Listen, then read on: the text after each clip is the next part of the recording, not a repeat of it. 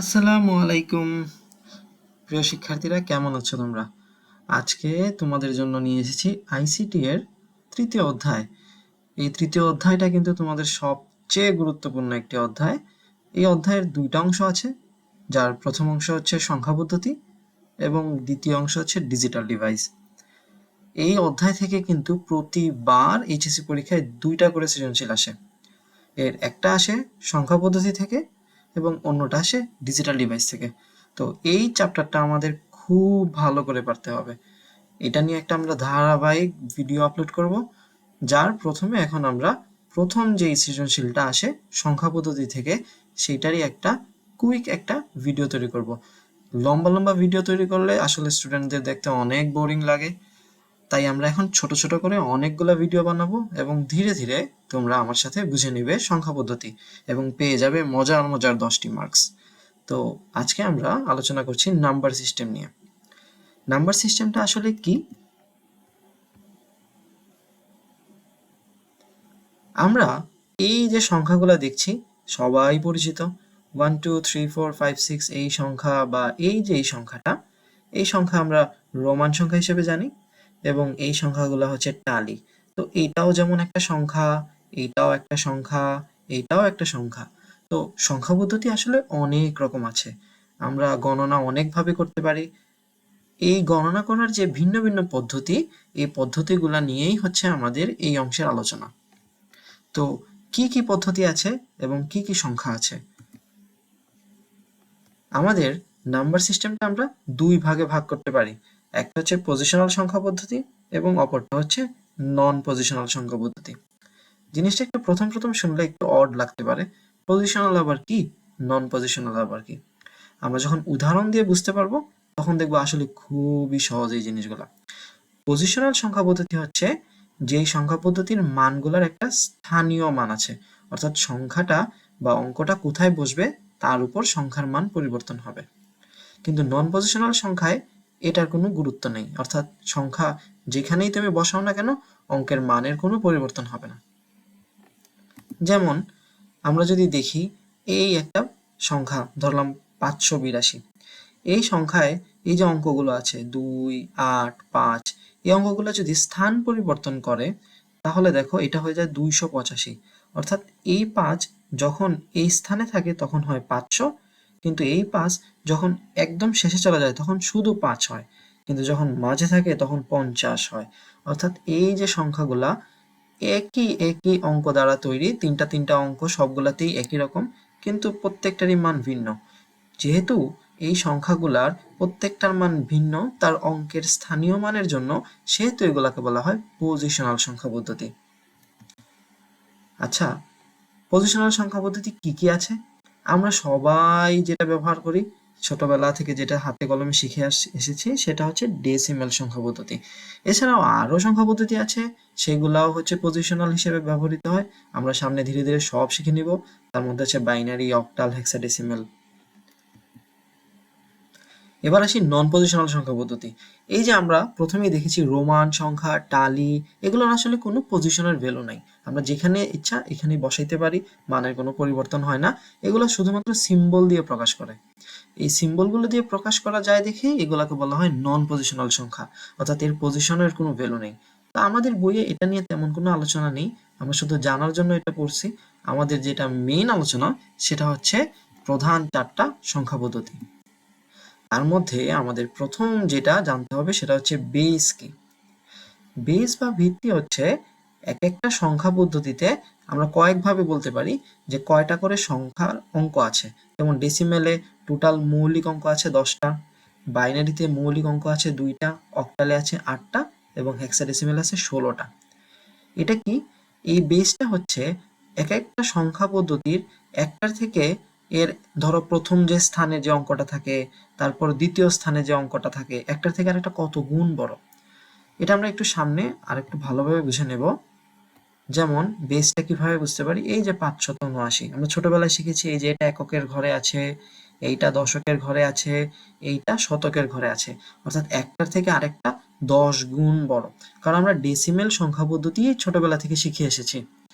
এই যে ডেসিমেল সংখ্যা পদ্ধতির একটার থেকে আরেকটা 10 গুণ বড়, এর প্রথমটা হচ্ছে 1, পরেরটা হচ্ছে 10, পরেরটা হচ্ছে 100।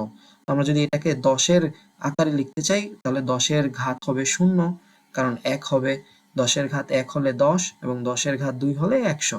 এতে আমরা বুঝতে পারছি একটার থেকে আরেকটা কিন্তু 10 গুণ বড়। তো এটাই হচ্ছে বেস বা ভিত্তি। আর আরেকটা জিনিস যেটা প্রকাশ করে সেটা হচ্ছে বেস দিয়ে কিন্তু প্রকাশ করে যে একটা সংখ্যা পদ্ধতিতে মোট কতগুলো সংখ্যা আছে। তো ডেসিমাল সংখ্যা পদ্ধতিতে মোট 10টা সংখ্যা আছে, 0 থেকে শুরু করে 9 পর্যন্ত। তো আসলে সংখ্যা বলতে কিন্তু এটা না, এগুলোতে অঙ্ক বলা হয়, এক একটা অঙ্ক। এই 10টা অঙ্ক মিলে কিন্তু আমাদের এই ডেসিমাল সংখ্যা পদ্ধতি যে কোনো সংখ্যা আমরা লিখি, যেমন এখানে 658 লিখলাম, এখানে কিন্তু এই যে 6, এই যে 5, এই 8, এগুলো সবগুলাই কিন্তু ডেসিমাল সংখ্যা পদ্ধতিতে রয়েছে। আচ্ছা, ডেসিমাল সংখ্যা পদ্ধতি 9-এর পরে কোন সংখ্যা আসে? যেহেতু 9 পর্যন্তই মৌলিক সংখ্যা, তারপরে কিন্তু আর মৌলিক সংখ্যা নেই, তখন হবে একটা যৌগিক সংখ্যা, যেগুলো এই মৌলিক সংখ্যা দিয়েই তৈরি। তো 9-এর পরে যেহেতু আর কোনো সংখ্যা নেই, আমরা 9-এর পরে একটা শূন্য নিয়ে আসব এবং সামনে 1 বৃদ্ধি করব, তখন হয়ে যাবে এটা 10। এগুলোতে আমরা অনেক ছোটবেলায় শিখেছি, এখন আর বোঝার কিছু নাই, কিন্তু এই জিনিসটা বুঝলে বাকি সংখ্যা পদ্ধতিগুলো আমাদের কাছে খুব সহজ হয়ে যাবে। তো এরকম করে 11-র পরে বাড়তে বাড়তে বাড়তে যখন 19 হয়, 19-এর পরেও তো আমাদের 9-এর পরে যখন আর কোনো মৌলিক সংখ্যা নেই, তো 9-এর পরে হয়ে যাবে 0 এবং সামনে একবারে 1 হয়ে যাবে 2। এভাবে 99-এর পরে কি আসে? 9 থেকে বেড়ে হয় 0, তারপরে সামনে 1 বাড়বে, তো আবার যখন 9-এর সাথে 1 বেড়ে হয় 0, তখন সামনে 1 বাড়বে, তখন সামনে 1 আসলে হয় 100। তো খুবই খুবই সহজ। এখন আসি আমরা বাইনারি সংখ্যা পদ্ধতি। আসলে বাইনারি সংখ্যা পদ্ধতি পুরাটাই হচ্ছে তোমার এই আইসিটি বইয়ের জন্য খুবই খুবই গুরুত্বপূর্ণ। আমরা এগুলো নিয়ে অনেক অনেক বিস্তারিত আলোচনা করব। বাইনারি সংখ্যা পদ্ধতিতে 2টা সংখ্যাই থাকে এবং এই বাইনারির বাই দিয়ে কিন্তু 2 বোঝায়। তো 2টা সংখ্যা মানে 2টা অঙ্ক মানে 0 এবং 1, এই 2টা দিয়ে আসলে এই সংখ্যা পদ্ধতিটা। তো এই সংখ্যা পদ্ধতিতে যাই তুমি লিখো না কেন সংখ্যা, শুধুমাত্র 1 এবং 0ই থাকবে। এখানে আর যেহেতু কোনো মৌলিক সংখ্যা নেই, তাই এখানে আর কোনো সংখ্যা আসবে না। এই সংখ্যা পদ্ধতিতে 0 এবং 1-এর পরে কি লিখব? যেমন আমরা ডেসিমেলে দেখেছি 9-এর পরে 10, তো এইখানে 1-এর পরে আসলে কি হবে? এইখানে 1-এর পরে যেহেতু কিছু নেই, আমরা জানি যে এখানে মৌলিক সংখ্যা শেষ, তাই তারপরে যৌগিক সংখ্যা আসবে, অর্থাৎ 1-এর জায়গায় আমরা এখানে তারপর একটা 0 লিখব এবং সামনে 1 বসাবো। তো এইভাবেই একটা মৌলিক সংখ্যার পদ্ধতির যতগুলো অঙ্ক আছে এগুলো শেষ হওয়ার পরে 10 আসে। যেমন আগে 9-এর পরে 10 এসেছিল, এখানে 1-এর পরে হবে 10, তারপরে হবে 11। তো 11-র পরে কি হবে? 11-র পরে 1 বেড়ে, যেহেতু তারপরে আর কিছু নেই, হবে 0। তারপরে আবার সামনে 1 বাড়বে, যেহেতু 1-এর পরে আর কিছুই নেই, তো সেটাও হবে 0 এবং সামনে 1 বাড়বে। এভাবেই আসলে এই সংখ্যা পদ্ধতি, এবং এটা খুবই সহজ। আমরা এটার জন্য আরো অনেক ক্লাস নিব এবং আমাদের সেই ক্লাসগুলোতে আমরা কিভাবে আসলে একটা বাইনারি সংখ্যা পদ্ধতির প্রত্যেকটা সংখ্যা বের করা যায় খুবই সহজে, এগুলা শিখিয়ে দেব। এখন হচ্ছে অক্টাল সংখ্যা পদ্ধতি। অক্টাল সংখ্যা পদ্ধতি হচ্ছে যে সংখ্যা পদ্ধতিতে মোট 8টা অঙ্ক আছে, যেমন 0 থেকে 7 পর্যন্ত হলো 8টা, এবং এগুলা দ্বারা তৈরি যে কোনো সংখ্যাই হচ্ছে একটা অক্টাল সংখ্যা পদ্ধতি। তো অক্টাল সংখ্যা পদ্ধতিতে 7-এর পরে কি আসবে? তো আমরা জানি মৌলিক সংখ্যা যখন শেষ হয়ে যায় তখন আবার যৌগিক সংখ্যা আসে, অর্থাৎ 7-এর পরে হবে এখানে 0 এবং সামনে 1 বৃদ্ধি পেয়ে হবে 10। এভাবে যখন 10, 11, 12 করে 17 পর্যন্ত হবে, তখন আবার 7-এর পরে কি হবে? 0 এবং সামনে 1 বেড়ে হবে 20, কারণ এই সংখ্যা পদ্ধতি কিন্তু 18 নেই, 19 নেই, 8, 9 এগুলো নেই অক্টাল সংখ্যা পদ্ধতিতে। তারপরে যে সংখ্যা পদ্ধতি সেটা হচ্ছে হেক্সাডেসিমেল। এই যে ব্রাজিলের যত ফ্যান আছে বা আর্জেন্টিনার যত ফ্যান আছে তারা সবাই হেক্সা কিন্তু ভালোভাবে জানে। হেক্সা হচ্ছে 6 আর ডেসিমেল একটু আগে আমরা দেখলাম 10। তো এই সংখ্যা পদ্ধতি হচ্ছে 16 ভিত্তির সংখ্যা পদ্ধতি, যেখানে মোট 16টা সংখ্যা আছে। কিন্তু আমরা যে এই 0 থেকে 9 ছাড়া আর কোনো মৌলিক সংখ্যা জানি না। এর ভেতরে তো আমরা বাইনারি 0 আর 1 দিয়ে হয়েছিল, অক্টাল 0 থেকে 8 পর্যন্ত হয়েছে, কিন্তু এটাতে তো 0 থেকে 9 পর্যন্ত ডেসিমেলে ছিল, বাকিগুলা কোথা থেকে আসবে? বাকিগুলাকে আমরা নিয়ে আসি এভাবে, অর্থাৎ 9-এর পরে আমরা আনি a b c d e f, এই হচ্ছে মোট 16টা। আচ্ছা, এইখানে কিন্তু একটা ব্যাপার, 9-এর পরে কিন্তু এ হয়েছে যেটা 10-এর জায়গায় বসেছে, বি 11-র জায়গায়, সি 12-র জায়গায়, ডি 13, ই 14, এফ 15, অর্থাৎ এই 15 পর্যন্ত হচ্ছে হেক্সাডেসিমেলে। কিন্তু এই এর 10 কিন্তু ডেসিমেলের 10 না। এই সংখ্যা পদ্ধতি যেহেতু ভিন্ন, এখানে যেহেতু এই 15টাই মৌলিক সংখ্যা, এটা একটা অন্য 10 মান, এবং ডেসিমেলের যে 10 সেটা কিন্তু একটা যৌগিক 10, সেটা আর এটা কিন্তু মিলালে হবে না। এইখানে এফ সংখ্যা পদ্ধতির পরে আমাদের গিয়ে যেটা হবে সেটা হচ্ছে 10, অর্থাৎ কারণ f হচ্ছে এই সংখ্যা পদ্ধতির শেষ অঙ্ক এবং f এর পরে নতুন একটা যৌগিক সংখ্যা আসবে। আমরা জানি মৌলিক সংখ্যা শেষ হয়ে গেলে আসে আবার 10, 10 এর পরে 11, এরকম করে বৃদ্ধি পেয়ে যখন 19 হবে, কিন্তু তারপরে 20 হবে না। কারণ কি? কারণ 9 এর পরে a হয়। এখানে যেহেতু 9 এর পরে a হবে, তাই 19 এর পরে হবে 1a। এটা কিন্তু আমাদের মোট 15টা মৌলিক সংখ্যা। এই মৌলিক সংখ্যা শেষ হওয়ার পরে অন্য সংখ্যা আসবে, অর্থাৎ 1a 2a, অর্থাৎ এরকম করে বৃদ্ধি পেতে পেতে পেতে যখন f আসবে তখন কি হবে? তখন হবে f এর থেকে 1 বৃদ্ধি পেয়ে হবে 0 এবং 2 থেকে 1 বৃদ্ধি পেয়ে হবে 30।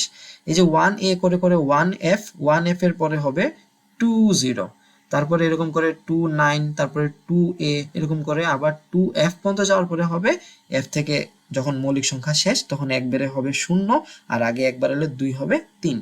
তো এই হচ্ছে আমাদের সংখ্যা পদ্ধতির আলোচনা। এখন আজকের সংখ্যা পদ্ধতি থেকে আমরা কি কি শিখলাম?